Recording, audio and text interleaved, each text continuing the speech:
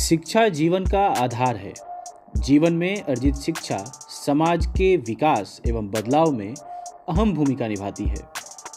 समाज के साथ साथ स्वयं के उत्थान में भी यह महत्वपूर्ण भूमिका देती है, जिससे क्षेत्र, समुदाय एवं राज्य का नाम गौरवान्वित होता है। 5 सितंबर को शिक्षक दिवस पर सारण की धरती एक बार पुनः गौरवान्वित होगी, जब राष्ट्रपति रामनाथ कोविंद के हाथों सारण जिले के गरखा प्रखंड स्थित मध्य विद्यालय चैनपुर भैंसमारा के प्रधान अध्यापक अखिलेश्वर पाठक को राष्ट्रीय शिक्षक पुरस्कार 2020 से नवाजा जाएगा। राष्ट्रीय शिक्षक पुरस्कार 2020 के लिए बिहार के सारण से चयनित शिक्षक अखिलेश्वर पाठक ने छपराटुडे.com से बातचीत में अपने शिक्षण के अनुभवों को साझा किया। राष्ट्रपति पुरस्कार के लिए चुने गए हैं। बहुत बहुत स्वागत है सर। जी आपकी शुभकामना से यह मुकाम मुझे हासिल हुआ।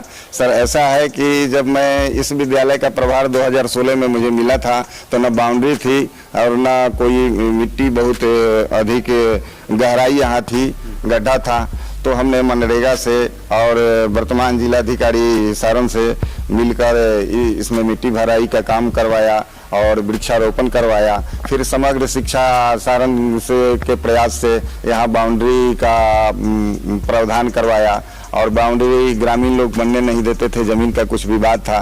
ग्रामीण लोगों के साथ हमने बैठकें की, लोगों को बताया कि ये विद्यालय आपका, बच्चे आपके, हम लोग तो नौकरी करते हैं, आज हैं कल ट्रांसफर हो जाएगा, रिटायर कर जाएंगे, चल जाएंगे, लेकिन ये धरोहर जो आपको गांव को मिला है ये आपका जीवन पर्यंत रहेगा। कृति जैसे सजीवती लिखा हुआ है शास्त्रों में, ये आप लोगों की कृति है, आपके गाँव का गौरव है। लोग मोटिवेट हुए और बाउंड्री हो गया, मिट्टी भराई का काम हो गया। मेनली जो चीज़ें हैं कि जो एक विद्यालय में अक्सर देखा जाता है कि बच्चे पढ़ने आते हैं, शिक्षक पढ़ाने आते हैं और केवल ये देखा जाता है कि बच्चे केवल पढ़ रहे हैं, शिक्षक अपनी ड्यूटी निभा रहे हैं। लेकिन यहाँ जब देखते हैं और पता चलता है, और खासकर अब तो जब राष्ट्रपति पुरस्कार आपको मिलने जा रहा है तो वैसे में तो ये प्रमाणित भी हो गया कि आपने यहाँ जो काम किए हैं, तो जो आपने अपने स्तर से जो काम किए हैं उसके बारे में।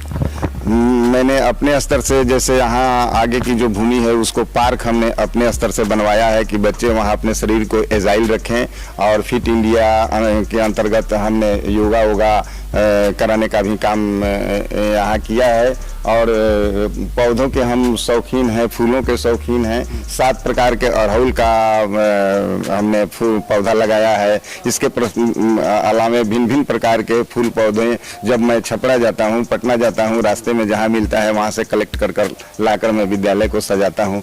यहाँ हमने ये सब किया है कि बच्चों को पढ़ाने के लिए, उनमें उत्सुकता जगाने के लिए, कौतूहल बढ़ाने के लिए स्मार्ट टीवी लगाकर, प्रोजेक्टर लगाकर ये सब हमने व्यवस्था की है। स्मार्ट क्लास हमने क्लास वाइज बना दिया है। जैसे 6 to 10 तक के लिए हमने स्मार्ट क्लास बनाया है। 6ठा क्लास, 7वां क्लास, 8वां क्लास, 9वां क्लास, 10वां क्लास, उसमें विशेष व्यवस्था की गई है। इन्वर्टर से जुड़ा हुआ पंखा है, मरकरी है, उसके बाद उसमें स्मार्ट टीवी लगा हुआ है और एक्सपर्ट टीचर की प्रतिनियुक्ति कराकर मैं बच्चों को पढ़ाता हूँ। इसी का यह प्रतिफल है कि 2019 में 37 बालिकाओं में 24 को मैट्रिक में प्रथम श्रेणी प्राप्त हुआ और 2020 जो अभी चल रहा है इसमें 39 बालिकाओं में 30 को प्रथम श्रेणी में उत्तीर्णता हासिल हुई। और हमारी बच्चियां जो अभी वंचित वर्ग की हैं इसमें पढ़ रही हैं, काफ़ी खुश हैं।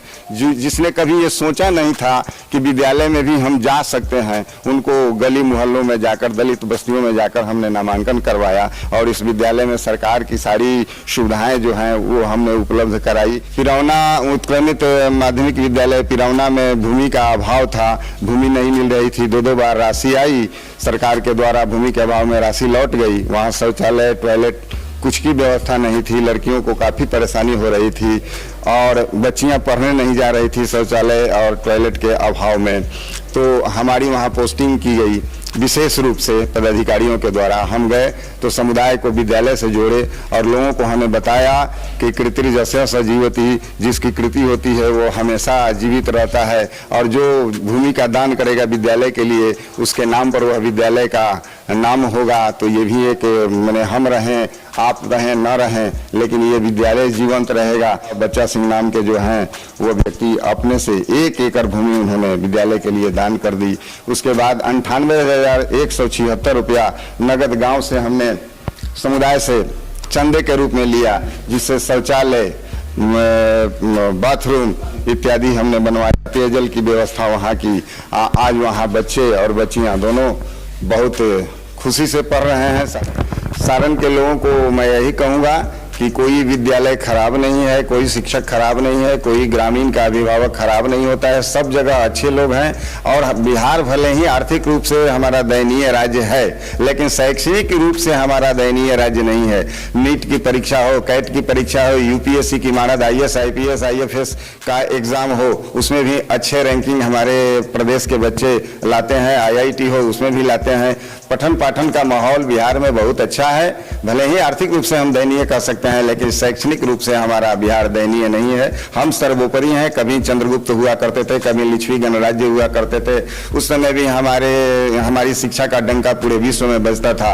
हम आज भी पीछे नहीं हैं। सरकारी योजनाएं भी यहाँ खूब बढ़िया लॉन्च कर रही हैं, उसको हम लोग लागू कर रहे हैं। हम यही अपने अभिभावकों से कहेंगे कि बच्चे को खूब पढ़ाइए और सरकारी विद्यालय में पढ़ाइए, सरकारी विद्यालय में मॉनिटरिंग कीजिए, आइए विद्यालय से जुड़िए, विद्यालय का विकास निश्चित होगा। हमारे शिक्षक भी अच्छे हैं, अच्छी गुणवत्तापूर्ण शिक्षा देंगे आपके बच्चे को, ये मेरा मानना है। अखिलेश्वर पाठक का कहना है कि समयनिष्ठ एवं कर्तव्य निष्ठा को अगर जीवन का आधार मान लिया जाए तो किसी भी ऊंचाई को प्राप्त किया जा सकता है। आगामी 5 सितंबर 2020 को जब शिक्षक दिवस पर उन्हें राष्ट्रीय शिक्षक पुरस्कार 2020 से नवाजा जाएगा, उनके साथ साथ सारण वासी और उन जैसे तमाम शिक्षक भी गौरवान्वित होंगे।